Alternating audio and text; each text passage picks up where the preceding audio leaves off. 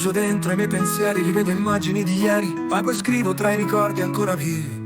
E spero che questa mia missiva vi arrivi. Se nel cielo poi non c'è un sistema di consegna, la porta è sempre aperta. Ricordate dei sogni di chi ancora vi aspetta. Penso a quel postino napoletano che per dar retta al cuore non è più tornato. Stavolta il ritardo non è perdonato. Penso a quel cantore genovese, alla sua preghiera. Quelle anime non ancora salve son coperte dalle tame, ma la maggioranza segue sempre il diamante. Amore, che fai? Da me tornerai. Di profeti ne son tanti, presto voce solo ai grandi. Chi in vita ha fatto storia non va via dalla memoria, e con l'anima e col cuore vibra forte l'emozione tra le righe della vita e le note di una canzone.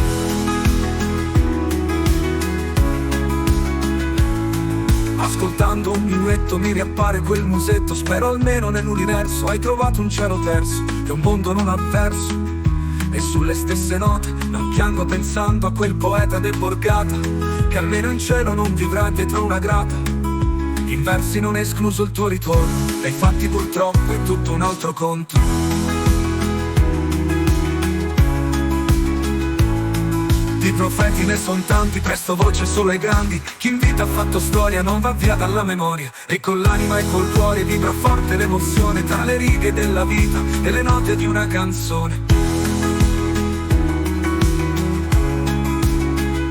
Penso a quel nobile senza palazzo, solo post morte la critica ti ha messo in corte. L'unico titolo che realmente ti importava, essere per tutti il re della risata.